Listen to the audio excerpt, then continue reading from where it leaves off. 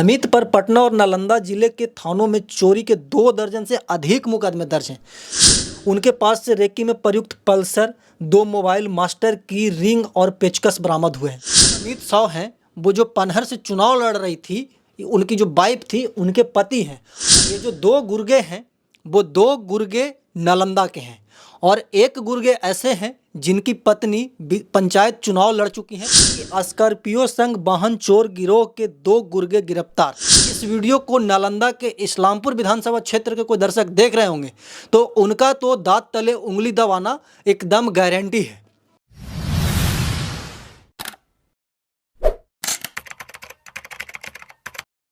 एक समय पे नालंदा कभी ज्ञान की भूमि हुआ करती थी, लेकिन आए दिन नालंदा का नाम बदनाम करने में नालंदा के चोर, लुटेरे, डकैत 1% भी कॉम्प्रोमाइज़ नहीं कर रहे हैं। चाहे वो संजीव मुखिया पेपर लीक कांड का मामला हो, चाहे वो नालंदा में बढ़ रहे आपराधिक मुकदमाओं का मामला हो, चाहे लूट डकैती का मामला हो, नालंदा का नाम बदनाम करने में यहाँ के जो अपराधी हैं, यहाँ के जो चोर, लुटेरे और डकैत हैं, वो 1% भी कॉम्प्रोमाइज़ करने का नाम नहीं ले रहे हैं। बाकी नमस्कार, प्रणाम, मैं अमित चौरसिया और आप देख रहे हैं नालंदा दस्तक। अभी हम आपको एक ऐसे खबर से रूबरू करवाने जा रहा हूं जिसको सुन करके आप भी स्तब्ध रह जाएंगे, जिसको सुन करके आप भी हैरान रह जाएंगे। और अगर इस वीडियो को नालंदा के इस्लामपुर विधानसभा क्षेत्र के कोई दर्शक देख रहे होंगे तो उनका तो दांत तले उंगली दबाना एकदम गारंटी है। पीछे जो खबर है वो खबर यह है कि स्कॉर्पियो संग वाहन चोर गिरोह के 2 गुर्गे गिरफ्तार। मतलब कि यह खबर पटना की है, लेकिन ये खबर का जो जड़ है वो नालंदा से जुड़ा हुआ है, वो इस्लामपुर से जुड़ा हुआ है, वो पनहर से जुड़ा हुआ है। ये जो 2 गुर्गे हैं वो 2 गुर्गे नालंदा के हैं और 1 गुर्गे ऐसे हैं जिनकी पत्नी पंचायत चुनाव लड़ चुकी हैं पनहर पंचायत से। बहुत कम बहुमत से वो क्या बोलते हैं कि चुनाव हार गई थी, लेकिन चर्चा बहुत हुआ था पनहर पंचायत का पूरे डिस्ट्रिक्ट लेवल पे, क्योंकि चुनाव जीतने का जो फासला था वो बहुत ही कम मतों का था। नीचे सब हेडलाइन था कि कोतवाली थाना पुलिस को मिली सफलता, नालंदा के अलग अलग इलाके के रहने वाले हैं दोनों शातिर। मतलब समझिए, पटना की खबर है, वहाँ के जो मतलब कि मौजूदा डीएसपी हैं कृष्ण मुरारी प्रसाद, एक समय पे हिलसा के डीएसपी रहा करते थे, लेकिन अभी ये क्या बोलते हैं कि वहाँ के डीएसपी हैं और इन्होंने ही दोनों शातिरों को गिरफ्तार किया है। नीचे खबर का मतलब कि पॉइंट है कि रेकी में इस्तेमाल पल्सर बाइक और 2 मोबाइल भी बरामद हुआ है गिरफ्तारी के दौरान। एक अपराधी पर दर्ज है 2 दर्जन से अधिक मामले। मतलब कि एक जो अपराधी हैं उस पर 2 दर्जन, मतलब कि 25-30 मुकदमा पहले से ही दर्ज है। कौन है वो अपराधी, ये भी हम आपको खबर पढ़ करके बताएंगे।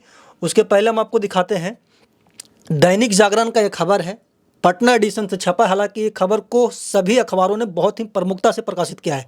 कोतवाली थाना की पुलिस ने चोरी की स्कॉर्पियो के साथ अंतर्राज्यीय वाहन चोर गिरोह के 2 गुर्गे को गिरफ्तार कर लिया है। मतलब कि अंतर्राज्यीय, एक स्टेट लेवल का नहीं, मतलब कि दूसरे स्टेट लेवल का ये जो गुर्गे थे वो काम किया करते थे।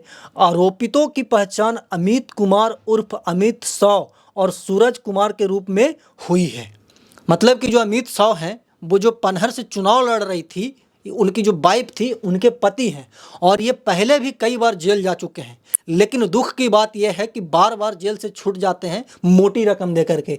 आगे खबर में लिखा हुआ है कि अमित नालंदा जिले के इस्लामपुर दुर्गा मंदिर के पास का रहने वाला है, जबकि सूरज गोपालपुर थाना क्षेत्र के जगनपुरा का निवासी है। उनके पास से रेकी में प्रयुक्त पल्सर, 2 मोबाइल, मास्टर की रिंग और पेचकस बरामद हुए हैं। मतलब कि मास्टर की, चाबी की ज़रूरत नहीं है, विदाउट चाबी के वो स्कॉर्पियो को उड़ा लेकर के चले जाते थे। अमित पर पटना और नालंदा जिले के थानों में चोरी के 2 दर्जन से अधिक मुकदमे दर्ज हैं। सोचिए कि जब इनकी पत्नी मुखिया बन जाती तो ये पंचायत का क्या विकास करते या फिर लूटने में पूरा 5 साल बिताते, भगवान मालिक है। आगे इसमें लिखा गया है कि इस गिरोह का सरगना परवेज बताया जा रहा है, वह फुलवारी शरीफ का रहने वाला है।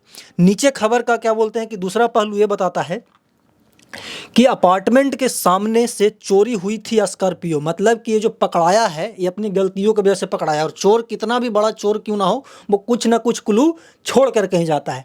खबर में है कि अपार्टमेंट के सामने से चोरी हुई थी स्कॉर्पियो। व्यवसायी दीपक कपूर बदर बगीचा स्थित कावेरी अपार्टमेंट में रहते थे। सोमवार को उनकी स्कॉर्पियो अपार्टमेंट के बाहर से खड़ी थी। शाम 4:30 बजे से 5 बजे के बीच गाड़ी चोरी हो गई। इसकी सूचना उन्होंने कोतवाली थाना को दी, जिसके बाद सीसीटीवी कैमरे से छानबीन शुरू की गई। इस दौरान संदिग्ध पल्सर बाइक दिखी। उसकी लोकेशन को ट्रेस करते हुए पुलिस ने कदम कुआं के वैशाली गोलंबर के पास से अमित और सूरज को दबोच लिया। मतलब कि पुलिस जो है बहुत ही कि शातिर तरीके से अमित को वहाँ से गिरफ्तार किया है। परवेज को भेजता था तस्वीर, मतलब कि जो चोर थे, जो 2 गुर्गे थे, वो स्कॉर्पियो का फ़ोटो खींच करके, मोटरसाइकिल का फ़ोटो खींच करके पहले परवेज को भेजता था कंफर्मेशन के लिए कि क्या ये बिक पाएगा, क्या ये कि जो ग्राहक हैं वो ले पाएंगे। इसमें लिखा गया कि अमित आरओ वाटर फिल्टर की मरम्मत का भी काम करता था। इसी बहाने वह मोहल्ले के चक्कर लगाते रहता था। जब उसकी नज़र ऐसे वाहन पर पड़ती थी जिसे चोरी की जा सकती है, तब वह परवेज को उसकी तस्वीर भेजता था। ग्राहक मिलते ही अमित और सूरज वाहन चुराकर परवेज के पास पहुंचा देते थे। परवेज खगौल थाना से पहले भी जेल जा चुका है। मतलब कि इतना बड़ा इसका लिंक था, इतना बड़ा कि शातिर चोर था, शातिर डकैत था कि पहले ये फ़ोटो को भेजता था परवेज के पास। परवेज कि इसका सरगना मान करके चलिए, और वो कन्फर्म करता था, तब वो गाड़ी वहाँ से चुरा करके परवेज को हैंड ओवर करता था और उसके बदले उसको मोटी रकम मिलती होगी। चुनाव में इतना खर्चा हो, भाई पैसा आता कहाँ से है? इतना पैसा चुनाव में खर्चा होने के बावजूद भी जो उनकी जो लाइफ है, लग्जरियस लाइफ वो जीते हैं, वो आप लोगों से छिपा हुआ नहीं है। नेपाल में ही करते थे सप्लाई, कि जो ज़्यादातर गाड़ी होता था, ज़्यादातर जो वाहन होता था, उसका जो सप्लाई होता था वो नेपाल में होता था। परवेज कबाड़ दुकानदारों के संपर्क में रहता था। वह उनसे वाहन के कागजात खरीद लेता था। जब उस नंबर की गाड़ी चोरी करता था तो उस पर नीलाम हुए वाहन का रजिस्ट्रेशन नंबर लगा देता था और इंजन पेचिस नंबर भी उस पर अंकित करता था। चोरी के वाहन को सेकंड हैंड की कीमत पर भेज देता था। गिरोह ने मोतिहारी और सीतामढ़ी के रास्ते नेपाल भी वाहन को भेज देता था। सोचिए, ये जो पूरी खबर है, इसको सुन करके आपको क्या लगता है? अमित शाह की पत्नी अगर चुनाव जीत जाती तो क्या वो पनहर का विकास कर पाती? ऐसे ऐसे जो चोर डकैत हैं, जो लुटेरे हैं, वो आए दिन कि अखबार में उनकी जो खबरें हैं वो प्रकाशित होते रहती है। लेकिन इस खबर को हम आपको इसलिए बता रहे हैं क्योंकि एक जनप्रतिनिधि थे, जनप्रतिनिधि के पति थे। और बार बार मैं अपने वीडियो में आपको बताया करता हूँ कि जब भी आप वोट करने जाएं, जब भी आप मतदान करने जाएं, जब भी आप अपने मताधिकार का प्रयोग करने जाएं, तो वोट देने से पहले कम से कम एक बार उस जनप्रतिनिधि के बारे में ज़रूर जांच पड़ताल करें कि क्या वो जनप्रतिनिधि आपके क्षेत्र का विकास कर सकता है, क्या वो जनप्रतिनिधि आपके आने वाले भविष्य का विकास कर सकता है, क्या वो जनप्रतिनिधि के ऊपर किसी प्रकार का मुकदमा तो नहीं दर्ज है।